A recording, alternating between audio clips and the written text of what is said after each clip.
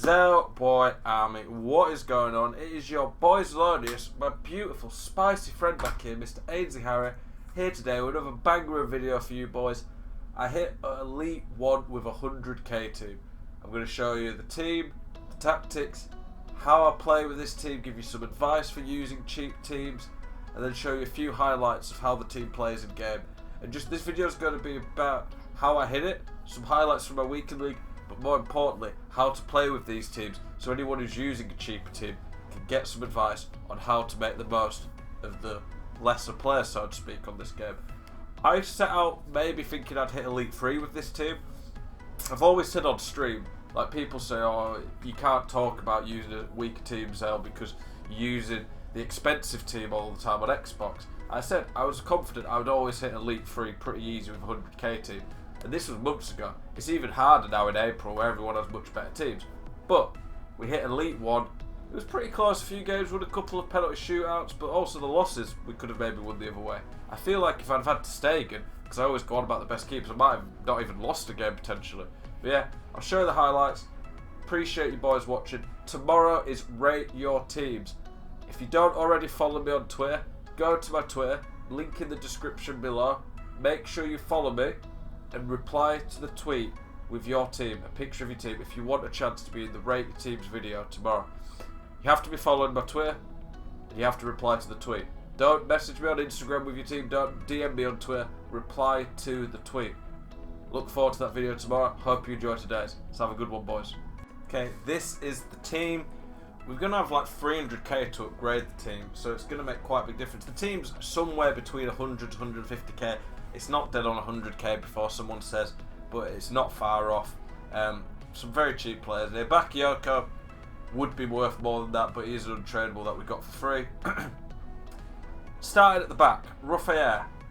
I generally like the higher rated keepers. The lower you go, the worse they get. I tried Areola because everyone says Areola's OP.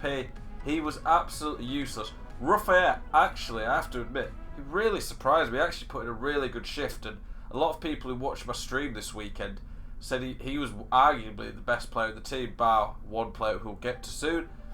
Ruffier really did put in a shift, and for some reason, even though his stats don't look special, he just played better than Areola, I found. I really liked him. He's like 2,000 coins. Yeah, Ruffier was great. And if, by the way, if you've never watched my stream, link in the description below to my Twitch. I stream every single day over there. The defence. You'll notice with this team, boys, every player in this team's meta. All these are the players, the type of players that I talk about in my value videos. When I'm looking at the best value players in the game, these are the type of guys that I'm constantly going on about and looking to get. Mendy, 5-star weak foot, quick, physical, good on the ball, perfect for a cheap fullback. Semedo, decent weak foot, quick, good on the ball, good physical. They fit what I want at fullback. Instantly, we've got two very good fullbacks for like 14k. When you're going for a cheap team, you need to, as much as possible, be going for meta players who are easy to link to other good players, but they just fit the meta. And by that I mean like the stats that suit that position. Lucas Hernandez and Lenglet. Lucas Hernandez is quick, decent on the ball, good defending and good physicals. He's got high aggression. Lenglet, a bit slow, but he's got elite defensive awareness, and then he's good physically and good on the ball, and they link together. I'm not going for random players, and when I'm using a cheap team, this is when I really try my best to get everyone on 10 chemistry. And normally I'm not bothered about having a few players on 8 chemistry, but in this team they need a lot more. The only player off chemistry is Dembele. If you need to understand better how chemistry works, please go and check out my chemistry video I did the other day. Okay, the CDMs. I think the meta on this game is CDMs who are good physically, decent pace, good on the ball and can shoot. In this team, I am not going to get ones who can shoot very well. It's just what this team's going to be like. I have to go for some cheaper options who can do other things. So I have to change how I play with this team. I still use the balanced attack, which will get into my tactic. But that means that these CDMs, they do push forward and they do help the attack, and they do occasionally chip in with a goal, but because they're not as good as shooting, they're more there to recycle possession and keep the ball. But Bakayoko and De Jong, both decent pace, very good passing. They're both pretty good on the ball. De Jong's very good on the ball, but Bakayoko's pretty decent for someone who's 6'2", and he has the weak foot. Good defending. Bakayoko's got elite defending and physical. Like, this card's an absolute godsend for a free card. It's crazy. But they're both good on the ball. That's one of the main things I look for, and you'll see that in how the team plays. Out wide, we've got Balde, Diao and Dembele. Both have rapid pace. Dembele doesn't have the physical stats that I like out wide, but he can finish. He's got 5-star, 5-star. Very good dribbling. And even though he's off chem, he's still very good. Balde Diao is basically a cheap Mbappe. You'll notice when I'm using a cheap team that I, much as possible, put the chem stars on to max out the shooting. A lot of the elite players already have finishing in the 90s, which is good enough, but you need 90 plus finishing to be pretty consistent in front of goal. So I make sure all of these players have it. So even though I've got a very cheap team, they can all shoot and they generally take all the chances. I can't go for as many crazy shots or shots outside the box of decent positions, which I don't think are the best anyway. But I can go for the consistent finishing in the box. I talked about that in yesterday's video, the shooting tutorial. This team are still very clinical, which is important because when you get a chance, especially with a team like this where you might not get as many chances, they need to take it. Ben Yedder, I normally like to put pace on him to boost his speed a bit because he's not the quickest, but at camp, pace isn't quite as important. I needed him to have better passing, and he's got very good finishing and shot power. He's got the 5-star weak foot and he's very good on the ball. This year's meta isn't about as much being physical. Physical's a nice boost, but you need to be good on the ball, 5-star weak foot's big, and then high finishing. You'll notice 3 of the front 4 have 5-star weak foot. And then Captain Cornet, the Magician Maxwell, what a card.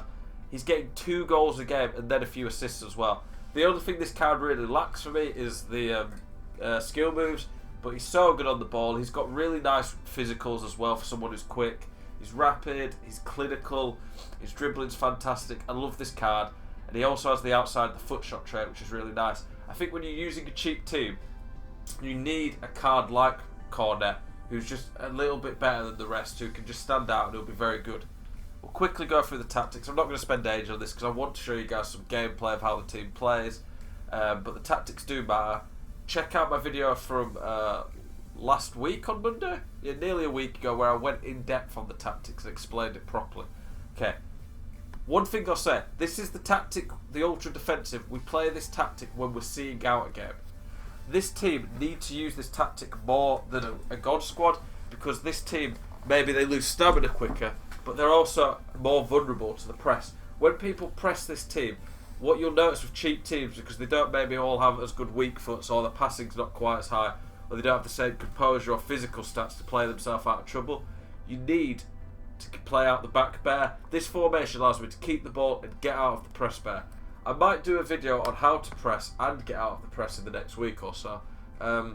Yeah, the drop back here, the defensive style, just means that the team sit back, so if we're getting pressed and we lose the ball, they get back into shape quicker. And then 10 width possession allows me to keep the ball a lot better because I've got more space to pass to and players are making safer runs. 4-2-3-1-2. Everyone pretty much on come back, other than the striker, because you want the striker to be an outlet. Come back on the cam, left mid, right mid. CDMs are cut passing lanes, cover centre, stay back.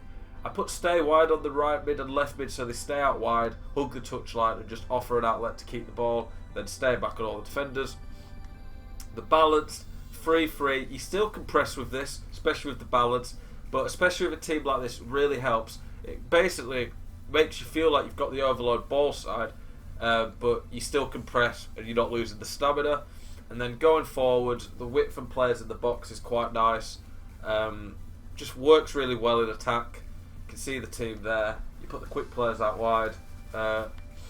You need 5-star weak foot in striker and cam. There's enough cheap options now to have 5-star weak foot even in a cheap team. Come back on defense on all the cams. Stay central, stay forward on the striker. Cut passing lanes, balance attack, cover centre on the CDMs. I want them to join in the attack. Even though these guys can't shoot, they're still a key part of overloading the defence because they're there to recycle possession and then stay back on all the defenders. I don't use the attacking formation. I start in defensive, see out a game in ultra defensive, and if I'm chasing a game, I go to the ultra attacking. I did win a few games late on by using this tactic to get back into it. This tactic's all out, constant pressure, 10 width, 10 depth, get in their faces, because you want high width, because a lot of the time people are trying to time waste out wide when they're seeing out a game. Fast build up, I don't like it normally, but when I'm chasing a game, if I win the ball high up the pitch, it's nice to quickly go forward. Then everyone's pretty much stay central, get behind, stay forward, get forward, cover centre, get into the box. He should be on cover centre. Stay forward, cut inside, get to box, get behind. Everyone is just bombing forward here, trying to make the chance that we can make. The centre backs do stay back, so you're not got no defence, and then the full backs join in too.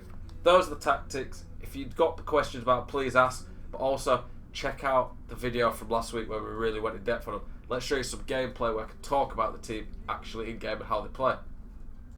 In these clips, you're not going to see any live face cam because I'm taking video clips from my Twitch stream this weekend, so you can see my overlay, you can see my live cam from that. But I'm going to talk over them and show you some of how I was playing in game and explain to you the thought process and why the team plays like this.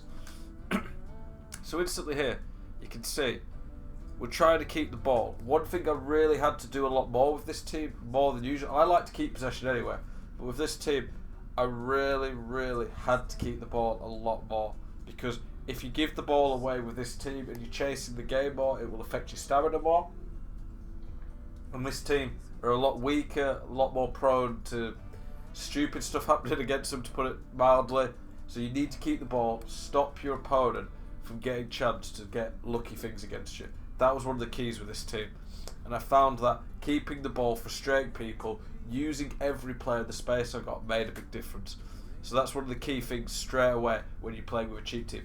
Focus on the fundamentals, the simple things, keeping the ball, working the space you get given. You can see here, Bakayoko. I'm never going to shoot with him, but he's got good passing, he's decent on the ball. Most people would have him back here, but I've got him in the middle of the pitch here, helping keep possession, giving me lots of options so my opponents may find it hard to defend. I go backwards, I don't force anything here. De Jong is in acres of space, there's nothing on here, so I go backwards to work a better chance. I'm patient here, I'm looking for the opening. Okay, I find a great pass there. Okay, now I've got past these midfielders. Ben Yedder's in a great position, and this goal here is why I use 5-star weak foots, because he's worried that Ben Yedder might try and go there and hit it near post. But watch what Ben Yedder does. Turns there, and this is an absolute rocket of a finish. Bangs it into the top corner. Play it again, get there.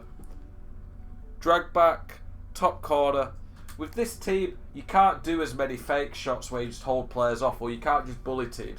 You have to use the simple fundamentals, left stick dribbling, keeping the ball, finding space, drag backs, 1-2s. But these are very effective, and I found it almost made me play better because I was forced to stick to what works in the fundamentals of FIFA. Okay, this one here is an example of how I just keep the team in shape. This guy here had R9. Enough said about his team. Then he brought on Ken, he had 96 Messi. He had a very good team. And against these teams where R9, against Lenglen and Anders, who were very good and did a good job, but R9's always winning that matchup, all it takes is one moment of R9 getting something to go his way, which he does a lot, to change the game. So you have to defend extra careful. I found with this team, I had to really concentrate on marking the areas, using the second man press, and I'm going to do a video on the second man press and how to use it soon. But I found using this team, I really had to focus on just the fundamentals again. Concentrating, defending well, not giving up easy passes. Just look here, on screen, that's the striker, but then we've got 1, 2, 3, 4, 5, 6, 7, 8, 9, 10. No, that's his guy. But everyone is in shape. I'm keeping the shape here and making it really hard for my opponents to break me down here. What I'm doing is I'm controlling the midfield. I'm not controlling my defence. I'm controlling the midfield, moving them into spaces to protect the centre of the box. And as soon as he passes it into R9 there, I move in, because I know he's constantly trying to look for R9.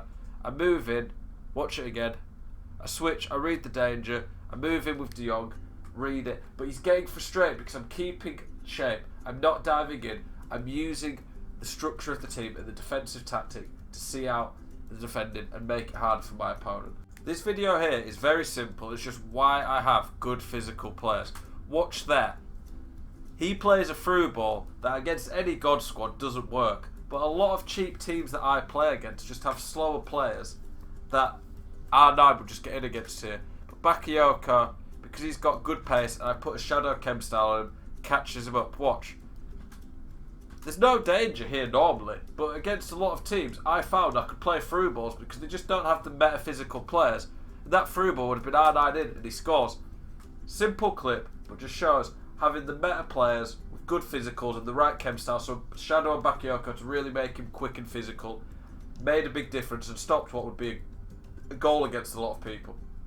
Okay, this clip here, we'll watch it live and then watch it back and point some of the things out. But this clip's all about keeping possession, using the team. It's the 90th minute. I'm trying to use all the space, use all the team to make that perfect chance. Okay, I get very lucky there, but it's the 90th minute and more things happen there. But what I want you to know is I've kept the ball to make sure I get the last attack.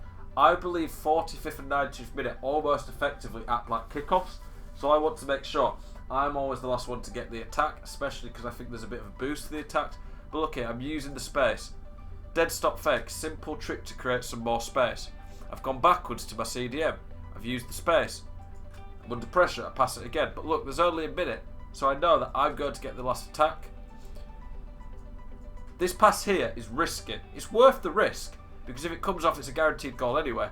And his Ramos, that was crazy by his Ramos, to be fair. And I've used the space. I've played with the ball. I've made sure I get the last attack. That's an easy finish. Wins the game late on. But look there how I used the space. Used every play. I had the CDMs pushed up to help the attack. And I won a game late on. Okay, watch this live. This is a very, very simple goal, but it just shows why having 5-star weak foots and using the fundamentals work really well.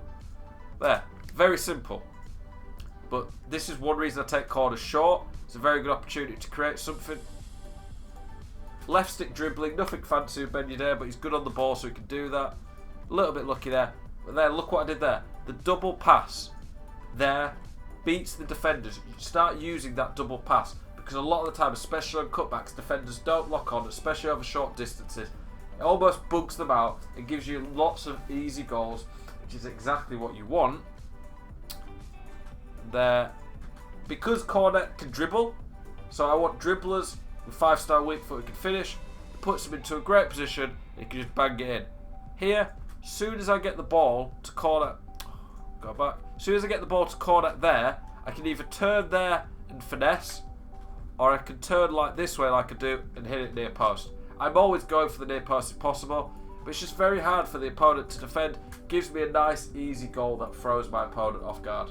Okay, watch this one back and then we'll talk about after it. Nice counter-attack goal here. This is using the 4-2-3-1-2. This is how you deal with the press. So that's very nice team goal, one of my favourites this weekend. You can see there, he's pressing me like crazy, he's got all his men there. I used the space of the pitch. You can't see the radar, unfortunately, but I used the space in the pitch. And there, I'm quickly passing. You have to do more one-touch passing when you're getting pressed. Find the space. Again, nice quick one-touch passing to catch my opponent out. I use the run, he moves the keeper a bit, finish. When you're getting pressed, you need to think a bit quicker, look for the players in acres of space and be ready to do one-touch passing to get out of the press. Bit of a longer clip here, but this really shows the defending. Look how hard I am to break down here. I've got them two covering there. I've got Perisic, Braun as a cam to cover there. My centre-backs all in good position there. I'm just trying to make it harder for my opponent to break me down. See there, I win the ball back because I frustrated my opponent and I put him in a bad position. I'm winning the game here, so he's trying to frustrate me. No, I'm not. He's not trying to frustrate me. Sorry. I'm trying to frustrate him. I frustrated him into giving me the ball back, but now he's going to press me. Going to try and win the ball back because it's late on and he's going crazy. So watch here. I don't do anything stupid. I'm just composed. I'm keeping the ball in good positions. You see there how I'm turning. I always face the right way before I make a pass. I'm not letting him press me into a silly decision. Okay, I use ball roll, simple left stick dribbling to keep the ball. I see on the radar there an easy pass. Switch the ball to give me more space. Nice pass there. And there, I don't make the pass, because I was trying to go for goal, because if you look at the time, it's nearly the end of the half. But you can see there, I frustrate the opponent, keeping my team in good position, and then I go forward and compose and don't force anything. Boys, I hope this video has helped you see how I play with my cheap team, giving you some useful tips from the type of players you want to be using, the tactics, some of the stats that you need, the meta that you need to be fitting to play with these cheap teams. Like you saw, this team, to hit 27 wins with, I was playing teams with mid R9. I only had one game all weekend where I think I even had close teams. Nearly every game I was drastically out-teamed. So this video shows you an example of how you can play with these teams and compete against the very best teams. Some key things to take away. Defend with concentration. Keep your team in shape. Don't dive in. Don't overcommit. Just keep your team in shape. Hold the defensive mids in position. Frustrate your opponent into making silly passes. When you're being pressed late game, you might have to do quick one-touch passes. Use the radar. Find the space. Find the positions on the pitch where you're going to be able to catch your opponent out and counter-attack. In front of goal, you have to stick to the fundamentals. Left stick dribbling, drag backs, having 5-star weak foots to quickly turn. You don't want to go for anything too crazy in this team. Make sure you have chem styles to boost the finishing. Just go for the nice, consistent, easy finishing opportunities. Use the balanced CDMs to keep the ball. Concentrate on keeping the ball. Fundamentals of FIFA, keep the ball, because if you have the ball, the opponent can't score. Work opportunities. Use the space. Boys, any questions about today's video, please let me know. If there's any type of content you want to see moving forward, please let me know. I'm always trying to put content out that you guys want and helps you guys improve. Really hope you've enjoyed this video. Thank you very much for watching. Have a great evening.